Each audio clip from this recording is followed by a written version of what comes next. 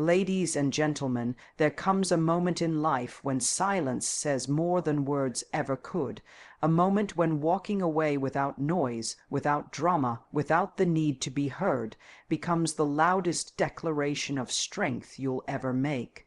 We've been taught that power looks like fighting, explaining, proving, but real strength, it lives in the quiet decision to no longer shrink yourself for someone who never chose to understand you. This isn't about bitterness. It's about dignity. It's about the moment you choose peace over performance and realize you never needed the last word to reclaim your power. There's something quietly powerful about knowing your presence is a gift, not a guarantee. For too long, many people have treated consistency, loyalty, and emotional availability as things to be expected from others rather than honored. They assume your kindness will always be there, your patience will stretch infinitely, your love will wait until they're ready to value it.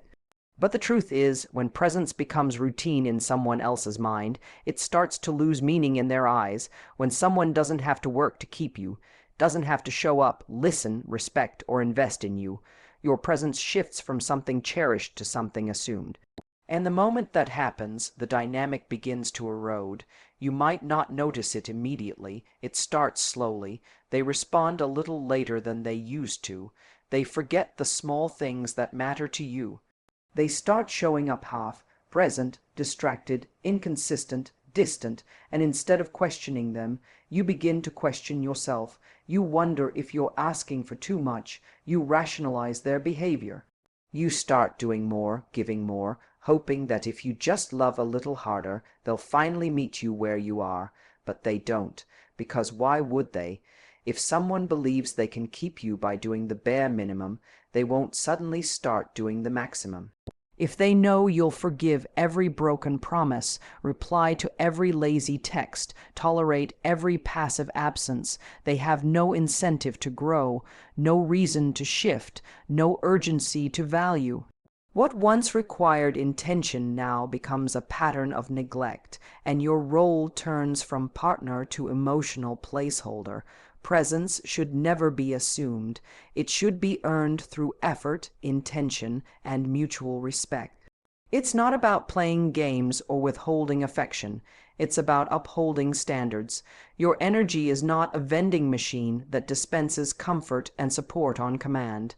It is not something that someone can keep collecting without making deposits of care, communication, and clarity. When your presence becomes expected, your absence becomes the only thing that gets noticed. That's why walking away, even temporarily, can shake someone more than all the conversations in the world, because people often only hear silence when it's deafening. They feel loss when they no longer have access to the version of you who always showed up regardless of how they treated you.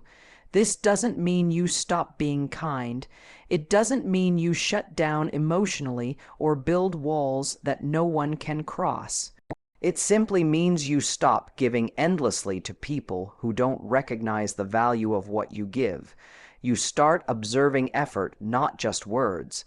You let people earn space in your life with the same intentionality you bring to theirs. And when they don't, you don't beg, you step back. Sometimes the greatest wake-up call isn't what you say, it's what you stop giving, the consistency you withdraw, the access you no longer offer, the support you reserve for someone who sees it for what it is, rare, steady, and deeply valuable. In a healthy dynamic, presence is mutual. You don't have to chase. You don't have to over-explain. You don't have to exhaust yourself trying to remind someone that you matter. You feel it in how they show up, not just in the big moments, but in the daily, ordinary ways they choose to meet you halfway. You were not made to be someone's convenience. You were made to be someone's conscious choice, someone's priority, and if they treat you like a background option instead of a front row commitment, they don't deserve the view your presence offers, because showing up consistently isn't something you owe anyone. It's something they earn through how they value you when you do. When you stop offering your presence unconditionally, you create space for people to either rise to the standard or exit your life, and both are forms of peace. You don't have to raise your voice, you don't have to demand attention. All you have to do is quietly remind yourself you are not here to convince anyone of your worth. Your presence is a privilege, it always has been. You just forgot that for a while. There's a difference between love and labor. One should feel alive in your spirit. The other begins to drain you slowly, quietly, until your reflection starts to feel unfamiliar. What begins as care, intention, and heart can turn into emotional fatigue when it's not met with reciprocity. Love, at its healthiest, flows both ways. It's not about perfect balance every single day, but about mutual recognition, two people showing up for each other, even in imperfect ways. But when you're the only one showing up, when your texts go unanswered, your feelings go unnoticed, your efforts go underappreciated, something starts to shift inside you. You begin to feel hollow, not because you're weak, but because you're pouring from a place that's no longer full. You're showing up again and again, offering your time, your attention, your emotional availability, but nothing is coming back. Maybe they give you crumbs, just enough to keep you hopeful, a late reply here, a small gesture there. Enough to stop you from leaving, but never enough to make you feel chosen. You stay, convincing yourself it's love. You say things like, they're just going through something, or they love me, they just don't know how to show it, and those thoughts might even be true. But they don't change the reality of how unseen you feel. You start changing your tone so they won't get defensive. You water yourself down so you don't seem too emotional. You become more patient, more flexible, more tolerant. Not because they asked you to, but because you think maybe, just maybe, if you can be just a little easier to love, they'll start loving you the way you hope they can. But they don't, and the more you adapt, the more distant they become. Because the less you require from them, the less they give. The less you speak up, the more invisible you feel. What once was an act of love becomes a quiet betrayal of yourself. When you constantly invest in someone who does not reciprocate, not emotionally, not mentally, not even practically, you teach your nervous system that love means exhaustion, that connection means overextension, that care requires sacrifice, and that's when something dangerous happens. You start thinking this is normal. You start calling it loyalty when really it's fear, fear of letting go, fear of being alone. Fear that if this doesn't work, maybe nothing will, and so you stay. Not because it's right, but because it's familiar. But no matter how deeply you care, a connection built on one-sided effort cannot sustain itself. And you know this, your body knows this. It tells you in the fatigue you carry, in the anxiety that creeps in after a good moment, wondering when it will end, in the sadness you can't quite name because nothing dramatic happened, just a slow erosion of everything you once gave freely. You've become the emotional provider, the planner, the forgiver, the fixer, but who's holding space for you. This isn't about needing grand gestures or perfection. It's about needing to feel seen, to feel that when you reach out, someone reaches back. That when you speak, someone listens, that when you love, someone meets you with the intention to hold it, not just accept it passively. When your energy is constantly being poured into a one-sided dynamic, it becomes self-betrayal, because at some point you know better.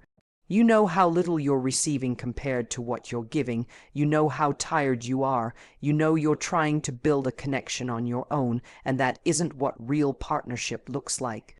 But sometimes knowing better isn't enough, because letting go feels like failure, when really staying is what slowly erases you. You want them to wake up, to realize, to change, but people don't transform because you gave more. They transform because they choose to, And if someone hasn't chosen to match your energy by now, it's not your responsibility to keep lighting the fire for both of you. There is nothing noble about abandoning yourself for someone who is comfortable watching you do all the work. The moment you recognize that, something powerful begins. You stop asking for more and start giving yourself the energy you were so willing to give away. There is a part of you that wants to scream, to let it all out, to pour every ounce of pain and frustration into one final monologue that will finally make them understand. You want them to hear what you've been carrying, to feel the weight of every silent night, every unanswered message, every effort that went unnoticed. You want them to get it, how hard you tried, how much you tolerated, how many times you swallowed your pride just to keep the peace, and part of you believes that maybe if you say it loud enough, clear enough, raw enough, they'll wake up. They'll finally see what they were blind to when they still had you. But strength doesn't always look like that. Sometimes the most powerful thing you can do is say nothing at all, no final explosion. No dramatic exit, no last-minute breakdown, just a quiet shift. The kind of silence that doesn't beg to be understood, but instead demands to be respected. The kind that says, I'm not angry, I'm done. Loud reactions feel satisfying in the moment. They feel like control, like justice, but they often leave you empty afterward, realizing that no volume of expression could create clarity for someone who was never really listening. You could pour your entire heart out, and they'd still only hear what they want to hear. You could cry, shout, accuse, explain, and they'd still spin the story in their favor, and after the noise settles, all that's left is the same unresolved emptiness, just dressed up in drama. But when you walk away without the performance, something shifts. Not just for them, but for you. You reclaim your energy. You stop handing over your power in the form of emotional outbursts. You stop hoping that your pain will finally earn you their attention. Because deep down, you start to realize that attention won through crisis isn't connection, it's reaction, and reaction isn't love. It's just noise. Quiet exits aren't cold, they're sacred. They come from a place of deep clarity, not spite. A knowing that no explanation will ever change what they chose not to value. A truth that repeating yourself one more time won't bring peace. It will just reopen wounds that deserve to be left alone. You don't need to destroy what hurt you. You don't need to burn it down, expose it, or drag it through the dirt. The most unshakable power is when you can walk away without trying to make someone feel what you felt. You don't need revenge. You don't need the last word. You don't need them to collapse under the weight of their mistakes. What you need is distance, space from the version of you that kept trying to prove your worth to someone who never made the effort to truly see it. Quiet exits are not weakness, they are restraint. They are the mark of someone who's grown past needing validation to move forward, of someone who's realized that closure isn't found in confrontation, it's found in self-trust. In choosing yourself when someone else repeatedly chose indifference, you stop explaining, you stop debating, you stop showing up in rooms where your presence was never appreciated, only expected. You leave not because you've lost the fight, but because you've realized it was never your fight to begin with. You were trying to fix a dynamic alone, trying to love for two, trying to get someone to care from a place of passivity while you kept overextending. The quiet exit is not dramatic, it's not loud, it's not theatrical, it's subtle, but it's final. It's the moment you reclaim every piece of yourself that got diluted in trying to be understood. It's the moment you decide that your peace is more important than being right, and your dignity matters more than being heard. It's not easy. It takes restraint to walk away without a scene. It takes discipline to choose silence over reaction. But somewhere deep down, you know that real strength isn't in how loudly you leave, it's in how deeply you heal without needing anyone to notice that you did.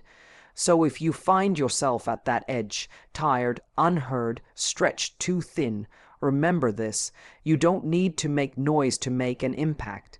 Your absence will echo where your presence was once taken for granted, and in that stillness you'll discover something unshakable. Your worth doesn't need an audience. It just needs you to finally stop performing for people who never clapped in the first place. Leave quietly, but carry yourself like someone who knows. They never needed to stay to be powerful.